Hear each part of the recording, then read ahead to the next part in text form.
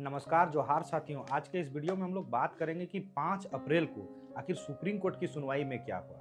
साथ ही साथ दूसरा जो 2012 शिक्षक नियुक्ति नियमावली से संबंधित जो भी पिटिशनर बन रहे हैं या जो बनने वाले हैं, इनसे संबंधित बहुत सारे ऐसे टेक्निकल सवाल हैं। कम से कम 4 से 5 ऐसे मुख्य सवाल हैं जिस पे हम आप लोगों को विस्तार से आज बातचीत करेंगे। और वो तमाम चीज़ें जो हम लोगों को टेक्निकली रूप से केस कर सकते हैं, नहीं कर सकते हैं, सभी लोग बहुत अधिक दुविधा में हैं। मैं उन सभी चीज़ों पे आप लोगों को विस्तार पूर्वक इस वीडियो के माध्यम से बता देना चाहता हूं साथियों कि सीटेट के तरफ से जो पक्ष रखा गया था, सीटेट के तरफ से जो अधिवक्ताओं के द्वारा पक्ष रखा गया और जेटेट के तरफ से जो गोपाल शंकर नारायण सर के द्वारा जो पक्ष रखा गया, उन दोनों में क्या डिफरेंसेस थी, आगे की क्या चीज़ें हो सकती है और किस रणनीति के तहत हम लोगों को आगे बढ़ने की जरूरत है। सर्वप्रथम सरकार की ओर से जो काउंटर फाइल करना था साथियों, मैं आप लोगों को बता दूं वो काउंटर फाइल किया जा चुका है। वो 4 तारीख को उन्होंने किया काउंटर फाइल और 4 तारीख को काउंटर फाइल करने के बाद सीटेट वाले के ओर से अभी तक काउंटर फाइल नहीं किया गया। उन्होंने सीधा सीधी बहस में उतर गए और बहस में उतरने के बाद सर्वप्रथम उन्होंने जो अपना पक्ष रखा कि अब जो है सरकार नीतिगत फैसला ले सकती है और सरकार नई नियमावली बना के आ गई और नई नियमावली के तहत जो है सीटेट पास अभ्यर्थियों को मौका झारखंड में शिक्षक नियुक्ति में दी जा रही है। अब जो है ये मैटर ही नहीं रहा, इसलिए इस केस को यहीं पे समाप्त कर देना चाहिए। इसकी प्रतिक्रिया में हमारे अधिवक्ता गोपाल शंकर नारायण ने जेटेट का पक्ष रखते हुए जवाब दिया साथियों कि ऐसा है कि आप हाईकोर्ट के जजमेंट को ही तब आप निरस्त कर दीजिए। जब हाईकोर्ट का जजमेंट ही निरस्त हो जाएगा तो ऑटोमेटिक जो नींव है इस नियमावली की बनने की जो नींव है, क्योंकि आप लोगों को याद होगा कि वो बात ही खत्म, जब हाईकोर्ट का जजमेंट ही निरस्त हो जाएगा तो सारी चीजें ही समाप्त हो जाएगी।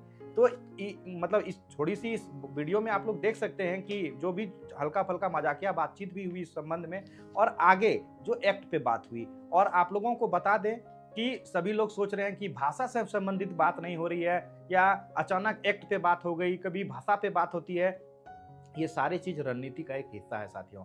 जैसे आप लोगों के द्वारा कब मीनाक्षी मैम आ रही है कि नहीं आ रही है, क्या हो रहा है, उसी तरह हम लोग भी हर एक चीजों को बारीकी से देख रहे हैं। हमारे अधिवक्ता के जो टीम है उनके तरफ से जो भी दिशा निर्देश दी जाती है या उनके तरफ से जो भी चीजों को फाइंड आउट किया जाता है, उसके बाद ही हम लोग अगला कदम उठाते हैं या अगला चीज लेते हैं। अब सबसे मुख्य सवाल यह है कि इतना लंबा डेट क्यों चले गया, आखिर इतना लंबा डेट जाने की क्या जरूरत थी। एक और केस इसमें बिहार का केस भी टैग हो चुका है साथियों। तो हम आप लोगों को बता दें कि बिहार के जो सरकार की ओर से जो वकील आ रहे थे वो अपीयर हो रहे थे, कभी अपीयर, तो उनके तरफ से रखा गया कि हम लोगों को भी जवाब देने का कुछ वक्त चाहिए। तो साथ ही साथ आपके जो हमारे जो सीटेट पास बंधु हैं उनके तरफ से भी जो काउंटर फाइल करना था वो भी काउंटर फाइल नहीं किया गया साथियों। अभी तक उनको भी दिया गया कि आप 6 वीक्स में 4 to 6 वीक्स में आप काउंटर फाइल कर दीजिए। और उसके बाद काउंटर फाइल करने के बाद जो एक प्रोसेस है रिज्वाइंडर का, वो रिज्वाइंडर फाइल करने के लिए हम लोगों को 2 वीक्स का समय मिला। जैसे मान लीजिए कि बिहार सरकार की ओर से जो जवाब दी जाएगी, सीटेट की ओर से जो जवाब दी जाएगी, ये सारे जवाब को पढ़ना है। पढ़ने के बाद फिर हम लोगों को उसकी प्रतिक्रिया देना है, उसी को कहते हैं रिज्वाइंडर फाइल करना। उनके लिए हम लोगों को भी वक्त चाहिए क्योंकि उनका सारा स्टडी करेंगे, पुनः उसके बाद हम लोग जाके फाइल करेंगे, तो उसके लिए भी 2 हफ्ता का समय चाहिए।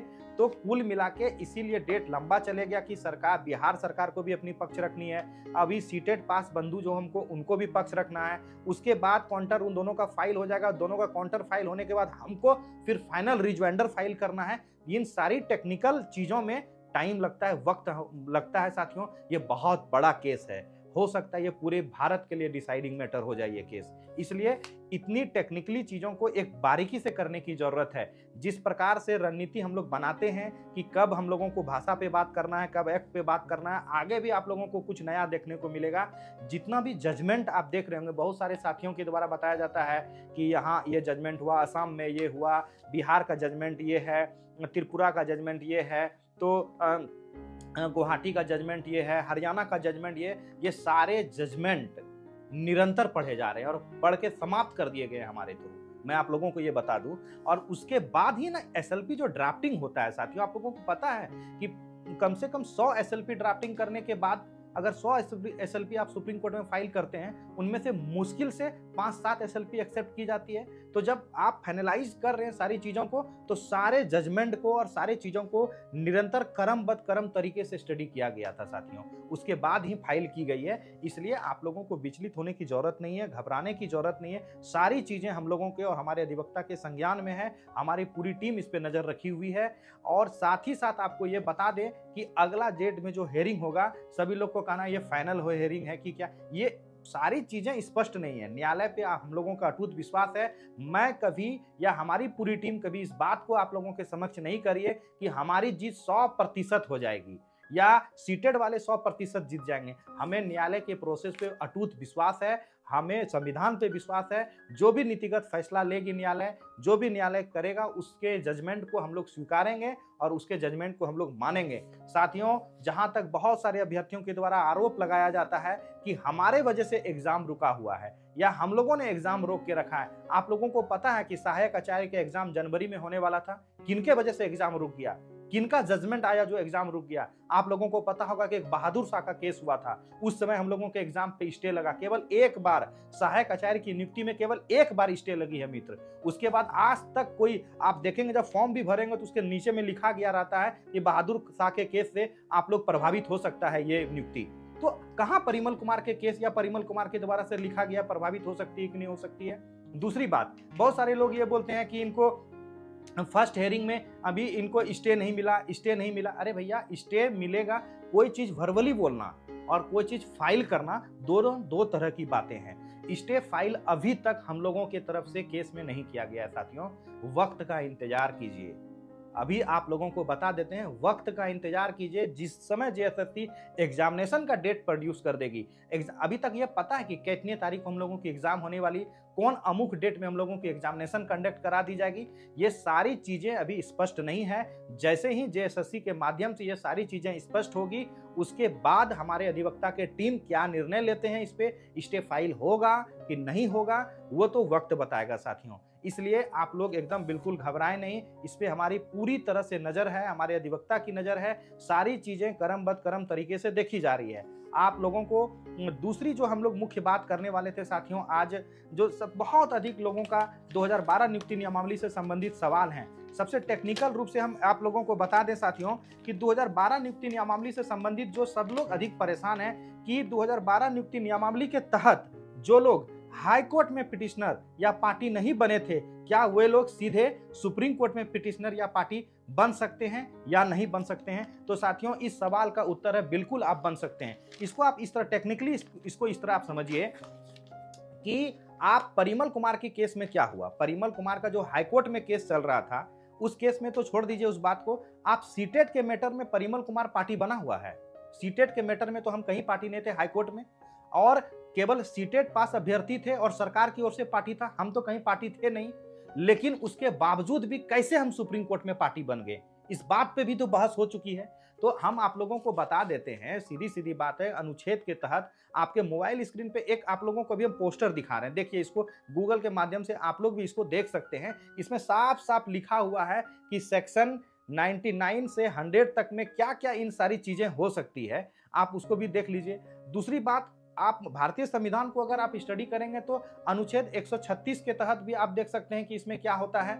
आप हर एक चीजों को अगर आप देखने का काम करेंगे कि कहां कहां किस तरह से चीजों को बदला जा सकता है, तो उसमें बदलने की काम की जा रही है। दूसरी बात, अब बहुत सारे लोग एग्जाम्पल देते हैं कि सोनी कुमारी के केस में भी ऐसा हुआ था, वैसा हुआ था। तो साथियों, हम आप लोगों को बता दें कि आपके पास जब हाईकोर्ट का ऑलरेडी जजमेंट है, ये हम लोगों का सेक्शन कहता है, अगर किसी भी हाईकोर्ट के जजमेंट से कोई भी अभ्यर्थी अगर इफेक्टेड होता है, अगर हाईकोर्ट का कोई जजमेंट है और उससे हम एग्रीमेंट होते हैं, अगर हमारे अधिकार क्षेत्र में किसी प्रकार की हमको लगती है कि हमें न्याय नहीं मिली है या इससे हमको बेहतर न्याय मिलने की आवश्यकता है, अगर आपको ऐसा है तो आप निश्चित सुप्रीम कोर्ट जाने के लिए पात्र हैं। और उसी को हम लोग कहते हैं एसएलपी के माध्यम से हम लोग सुप्रीम कोर्ट जाते हैं साथियों। वही तो हुआ सीटेट के मैटर में केस।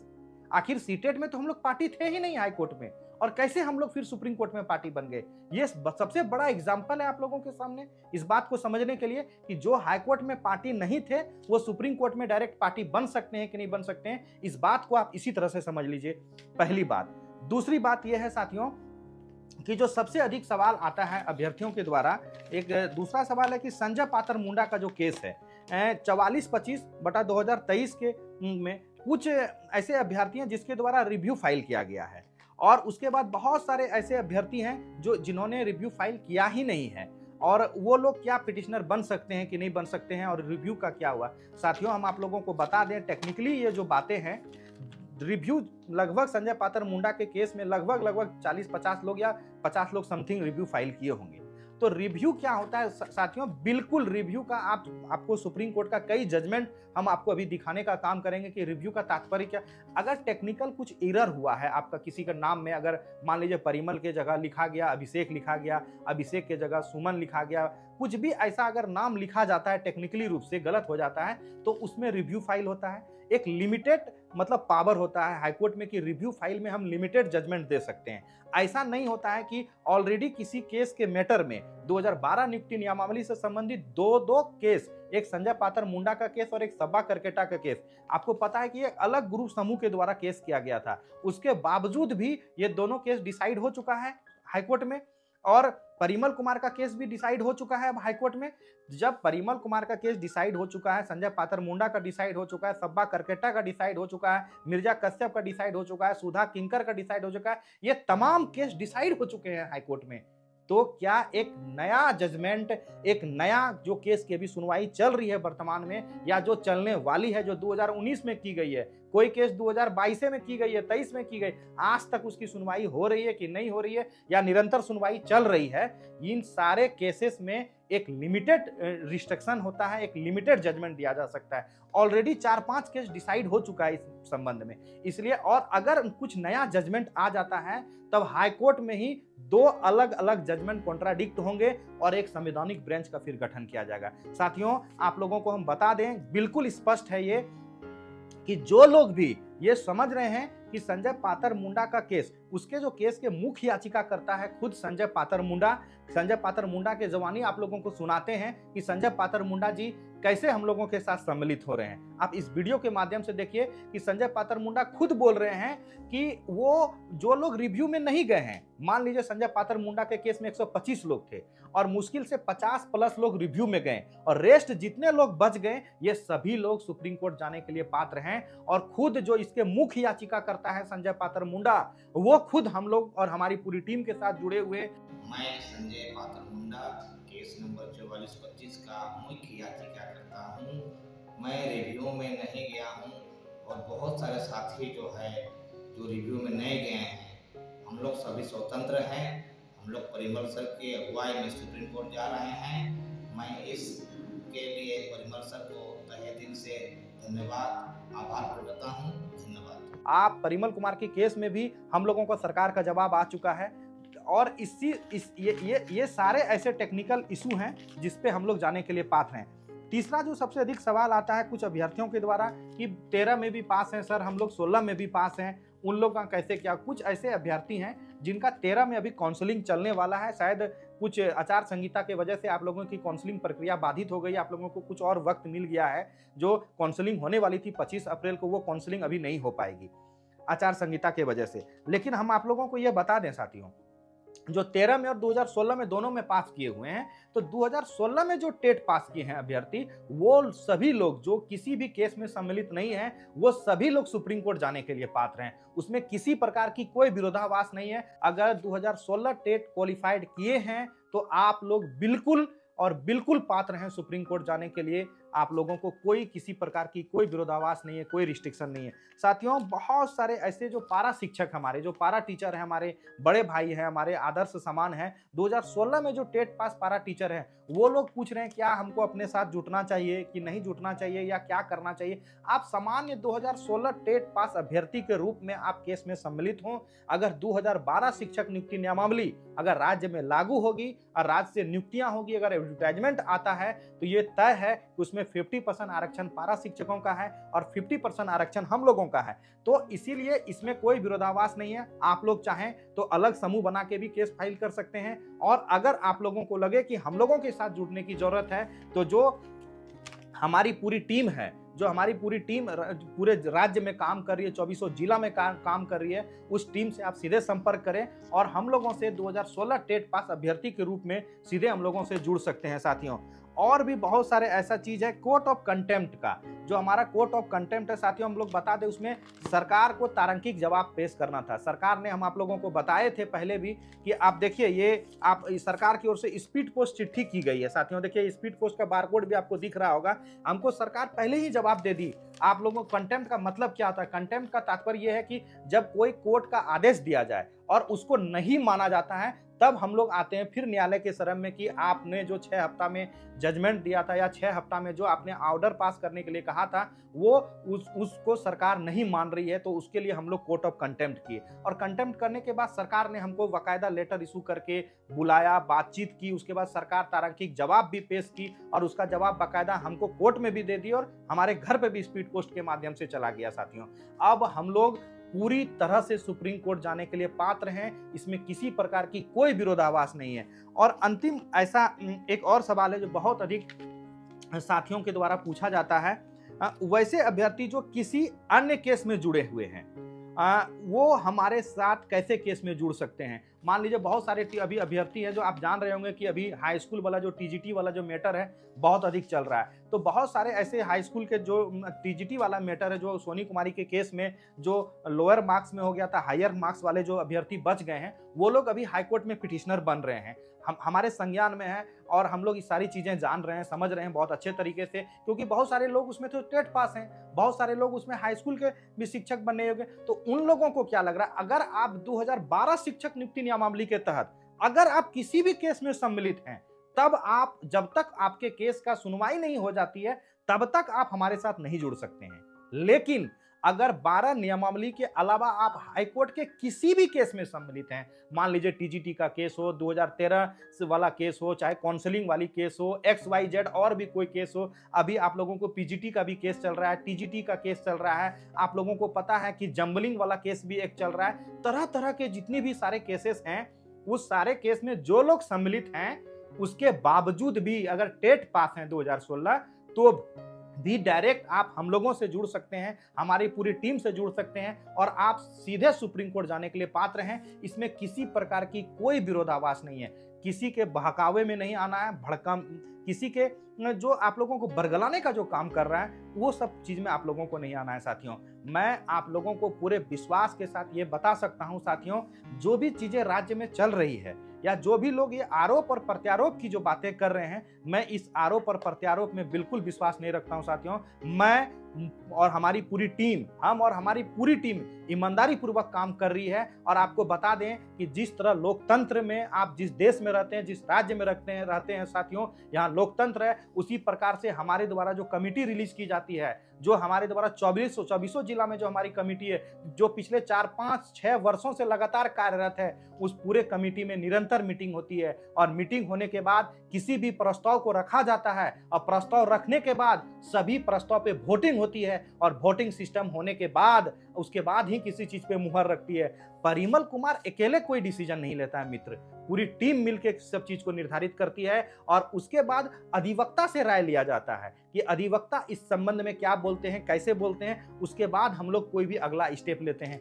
इसलिए आप लोग किसी के बहकावे में ना आए साथियों। और आप लोगों को दूसरी बात जो बता दें, जो हम लोग इससे पूर्व के वीडियो में जो 2012 शिक्षक नियुक्ति नियमावली से संबंधित जो विश्लेषण आप लोगों के समक्ष किए थे कि हम लोग सुप्रीम कोर्ट जा रहे हैं साथियों, उसमें वो तमाम अभ्यर्थियों का बहुत बहुत आभार और बहुत बहुत अभिनंदन प्रकट करते हैं कि उन वीडियो को देखने के बाद, सभी जिला अध्यक्ष से संपर्क करने के बाद लगभग 2000 से पार के संख्या ने हम लोगों का समर्थन किया है और हम लोगों का 2012 नियुक्ति नियमावली के साथ भी सुप्रीम कोर्ट जाने के लिए अपनी हामी भरी है और अपनी कागजात और वकालतनामा में सिग्नेचर कर चुका है। साथियों, हम आप लोगों को बता दें कि जो लोग चिंतित हो रहे हैं, जो अभी टीजीटी में जो पिटिशनर बन रहे हैं हाईकोर्ट में, चूंकि सुप्रीम कोर्ट ने यह आदेश दिया है कि हाईकोर्ट में आप जाइए और हाईकोर्ट में वहां पिटिशनर बनिए। शायद 3000 या 4000 सीट वैकेंट है, जो हाई स्कूल वाला जो सीट था उस पर अभी होने वाली है। सारे अधिवक्ता इसमें लगे हुए हैं। हमारे भी बहुत सारी क्लोज मित्र हैं, मैं बहुत पर्सनली जानता हूं उन लोगों को जो लोग जुड़ रहे हैं केस में और अभी जुड़ने वाले हैं। इसलिए आप लोगों को किसी भी प्रकार से जो अगर टेट पास हैं घबराने की जरूरत नहीं है। सीधा हम लोगों से संपर्क करें, आपके एक एक समस्या का समाधान आप लोगों को बताया जाएगा साथियों।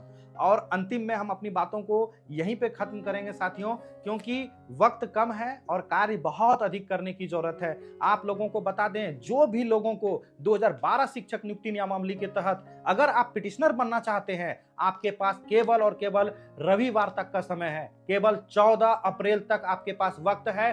15 अप्रैल के बाद आप हमारे साथ नहीं जुड़ पाएंगे साथियों।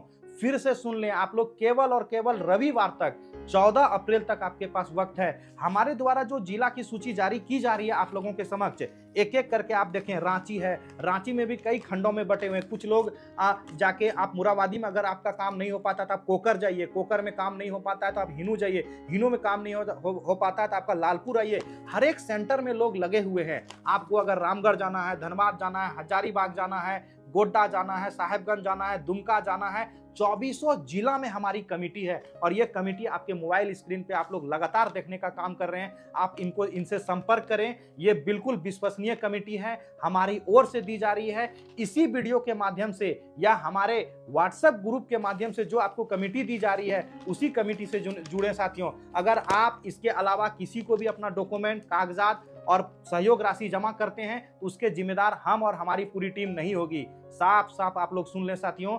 इसलिए बहुत सारे मार्केटिंग यहाँ पे भ्रम चल रहा है, उस भ्रम से आप लोगों को बचना है साथियों।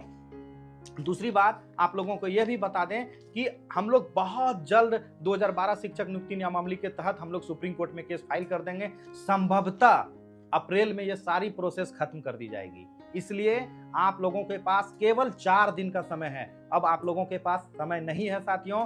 प्लीज कृपया आप लोग देर ना करें। 2000 से भी अधिक लोगों ने अपना सहयोग दे चुका है, अपनी हामी भर चुकी है। जो कुछ लोग बच गए हैं भ्रम के वजह से, चाहे वो बोल रहे हैं कि हम हाईकोर्ट में पार्टी नहीं बने थे, उनका भी उत्तर आप लोगों को दे दिए। चाहे जो बोल रहे हैं, संजय पातर मुंडा का एग्जाम्पल दे रहे थे जो रिव्यू में चले गया है केस, उसका जब तक उत्तर नहीं आएगा तो लोग नहीं जा सकते हैं। ऐसा बिल्कुल नहीं है, बिल्कुल ये गलत बात है। सभी लोग जा सकते हैं। रिव्यू एक लिमिटेड रिस्ट्रिक्शन है, लिमिटेड उसमें जजमेंट दिया जा सकता है। हम आपके मोबाइल स्क्रीन में शेयर कर चुके हैं।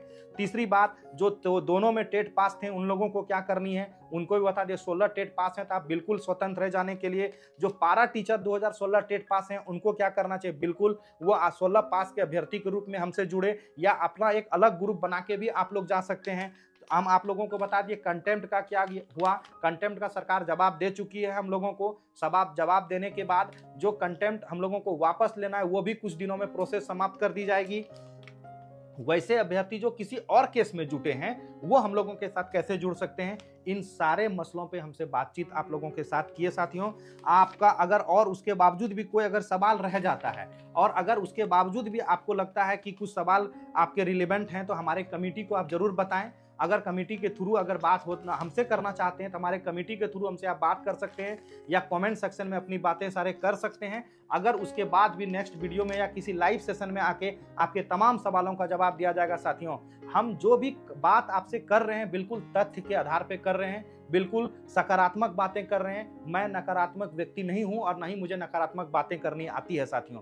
मेरा काम केवल और केवल एक है कि मैं अपना कार्य किस तरह से अच्छे से ढंग से एक बहुत बेहतर तरीके से हम कर सकते हैं उस पर हम लोगों का ध्यान है साथियों। ना कि हमको सीटेट को बाहर निकालना है, ना हमको जेटेट को बाहर निकालना है, हमको इसको नौकरी दिलाना है, हमको उसको। भैया अपना आप समझिए ना। आप लोग अगर बोलते हैं कि झारखंडी सीटेट वालों से क्या समस्या है, हम लोगों ने क्या गलती किया था। आप पिछले 7 वर्षों में टेट यहाँ पे नहीं हुई, पिछले 7 वर्षों में सरकार एक नियुक्ति नहीं है, एक एडवर्टाइजमेंट नहीं ली। 2013 अभी जो पास साथी हैं उनका अभी तक काउंसलिंग हो रहा है। 2016 वाला को एक मौका नहीं मिला, हम लोगों की क्या गलती थी? हम लोगों की उम्र सीमा ही नहीं निकल रही है। अरे हमारे बारे में भी कोई सोचे, अपने हक अधिकार के लिए। आप जब हाईकोर्ट में केस लड़ रहे थे, उस समय हमारे ओर से कोई इंटरफेयर नहीं किया गया। जब हमको लगा कि इस नियुक्ति प्रक्रिया में ही, अगर ये नियुक्ति प्रक्रिया जो अभी चल रही थी, जनवरी में जो हमारी एग्जाम होने वाली थी सहायक आचार्य की, अगर इस संबंध में सीटेट को अगर मान्यता नहीं मिलती, इसके बाद वाली नियुक्ति में मिलती, तो परिमल कुमार और परिमल कुमार की पूरी टीम बिल्कुल पीछे कदम अपना हटा लेती। लेकिन हमारा एग्जाम होने वाला था और उसी वक्त एक दिन पहले हम लोगों का एग्जाम कैंसिल किया गया। हम लोगों के दिल पे क्या बीती? पिछले 7 वर्षों से हम लोग नहीं गए थे। आप भी झारखंडी भाई हैं, हम भी झारखंडी भाई हैं। हम दोनों लोग अपने अपने हक अधिकार के लिए संवैधानिक रूप से सुप्रीम कोर्ट गए हैं। साथियों, कोई मेरी मंशा नहीं है आपको निकालने की और हमको घुसाने की। मेरी मंशा इतनी ही थी केवल कि हमें प्राथमिकता जरूर दी जाए। हम इतने वर्षों से हम लोग भी इंतजार कर रहे हैं। अगर आपका 7 वर्षों से एग्जाम नहीं हुआ है, तो हम 7 वर्षों से एग्जाम पास करके बैठे हैं। हम लोगों के साथ क्या होना चाहिए, ये खुद अपने आप में विचार करने की जरूरत है। जिन लोगों को लगता है कि नहीं, हमारे संघ के द्वारा या हम लोगों के द्वारा पिटिशनर धंधा बना लिए हैं, कमाने का जरिया बना लिए हैं, ये कर लिए हैं, वो कर लिए हैं, ऐसा कर लिए हैं, वैसा कर लिए हैं, तो साथियों आप लोगों को बता देते हैं, आप लोगों से पुनः हाथ जोड़ के नम्र निवेदन है, आप लोगों को नहीं कहा जा रहा है कि आप लोग आइए और हमारे संघ से जुड़िए या हमारे साथ केस में जुड़िए। आप लोगों को कोई जरूरत नहीं है। आपको समझदार हैं, इतने समझदार जब आप हैं और जितने लोग टेट पास हैं और सीटेट पास हैं, सभी लोग शिक्षक बनने की योग्यता रखते हैं, अगर उनको भी बेवकूफ बनाया जा सकता है, तो ये दुर्भाग्य की बात है कि राज्य के लिए क्या होगा। ये एक चिंता का विषय है कि जो वो लोग बेवकूफ अगर बन रहे हैं, तो आने वाले भविष्य जो हमारे झारखंड के बच्चे होंगे, जिनको वो विद्यालय में शिक्षा देंगे, उनको वो क्या शिक्षा दे पाएंगे। ये अपने आप में चिंतन करने की जरूरत है, अपने आप में विचार करने की जरूरत है। इसलिए मैं आप लोगों को बिल्कुल ये विश्वास के साथ कह सकता हूं कि जो लोग भी पिटिशनर बन रहे हैं, हम लोगों ने कैंडिडेट इंफॉर्मेशन में भी कुछ नियम एवं शर्तें रखे हैं, जिसको आप लोग बिल्कुल पढ़ सकते हैं। ऐसा हम लोगों का कोई मनसा नहीं है। हम लोग आप लोगों को बता दें कि जितने भी लोग सीटेट में पिटिशनर बने हैं, करीबन 2000 के आसपास लोग उसमें भी जुटे हैं। आप उन लोगों के ग्रुप में जब भी सुनवाई होती है, हर एक सुनवाई के बाद निरंतर गूगल मीटिंग की जाती है। गूगल मीटिंग करके एक एक सवाल का जवाब दी जाती है। हर एक बिंदुओं पे हम लोग चर्चा करते हैं मित्र। हर एक डेट में हम लोग दिल्ली जाके सारी चीजों को बारीकी से देखते हैं। हम लोग बिल्कुल आपको ये नहीं कह रहे हैं कि आपको हमारे साथ जुड़ने की जरूरत है। हम लोगों की कार्यशैली इसी प्रकार से है। पिछले 6 वर्षों से हम लोग इसी माध्यम से कार्य करते आ रहे हैं। अगर आपको लगता है कि हमारे कमेटी के साथ, हमारे टीम के साथ, हमारे सहयोगियों के साथ आपको अगर जुड़ने की जरूरत है, तो आप लोगों का बहुत बहुत स्वागत और बहुत बहुत अभिनंदन है साथियों। आप लोग जरूर से जरूर जुटे और इस केस में मजबूती प्रदान करें साथियों, क्योंकि हम लोग तो सुप्रीम कोर्ट लड़ाई लड़ेंगे ही लड़ेंगे, लेकिन वैसे नए साथी जो किसी भी केस में सम्मिलित नहीं हुए हैं, उन लोगों को खास करके हम लोगों के साथ जुटने की जरूरत है साथियों, क्योंकि आप लोगों की सहभागिता, आप लोगों की मजबूती ही हम लोगों को विजय प्राप्त कराएगी। आपको पता है साथियों, मैं चलते चलते अपनी बात बस एक शब्दों में एक लाइन कह के खत्म करूंगा साथियों। बारिश की बूंदें भले ही छोटी छोटी होती है, लेकिन उसका लगातार बरसना बड़े से बड़े बंजर नदी में, बड़े से बड़ी नदियों में बहाव का कारण बन जाता है। उसी प्रकार आपके छोटे छोटे सहयोग, छोटे छोटे प्रयास हम लोगों को कहीं ना कहीं सफल बना देंगे और एक बहाव का कारण बन जाएगा। इन्हीं कम शब्दों के साथ जय हिंद, जय भारत।